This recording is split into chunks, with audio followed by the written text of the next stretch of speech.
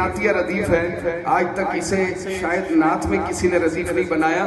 یہ دل ہے چاروں طرف زنگ زنگ مرشد پاک، اترتا جاتا ہے اندر سے رنگ مرشد پاک. ردیف نعت ہے جتنی وسیع میرے شفیع، قلم کا قافیہ اتنا ہے تنگ مرشد پاک.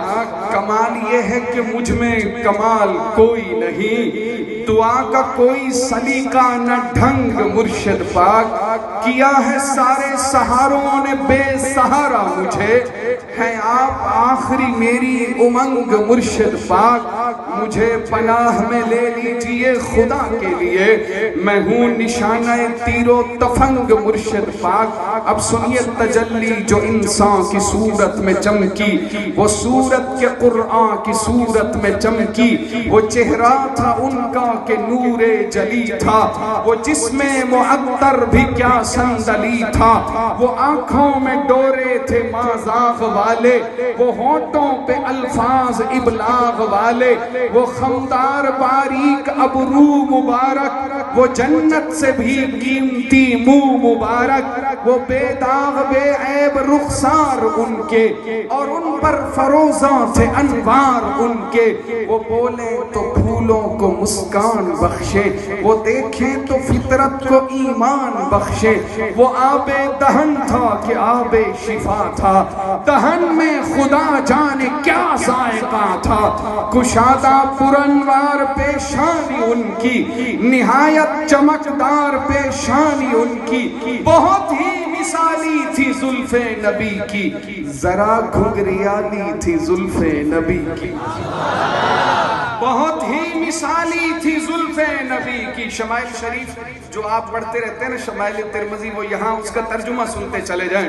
بہت ہی مثالی تھی زلف نبی کی، ذرا گھنگریالی تھی زلف نبی کی. وہ پھولوں سے بڑھ کر ملائم تھا لہجہ، ہمیشہ صداقت پہ قائم تھا لہجہ.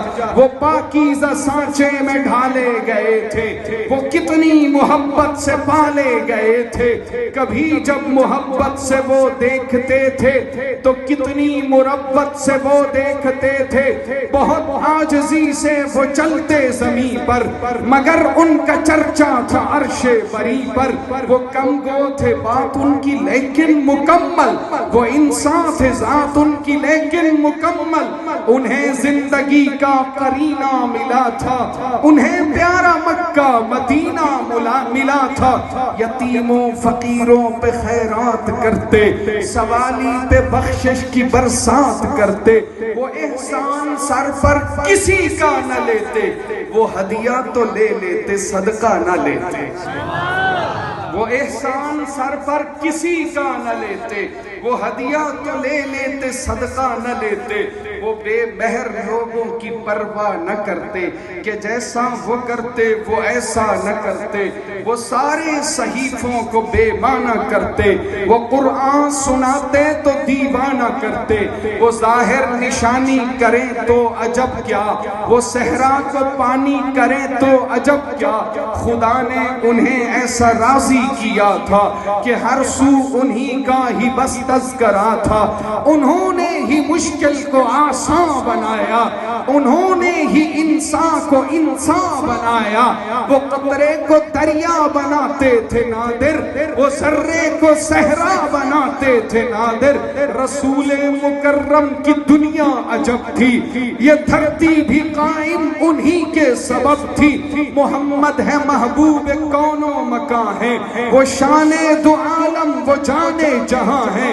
وہ فخر ملائک وہ ناز رسولہ، وہ ہم سب کی چاہت وہ ہم سب کا ارماں.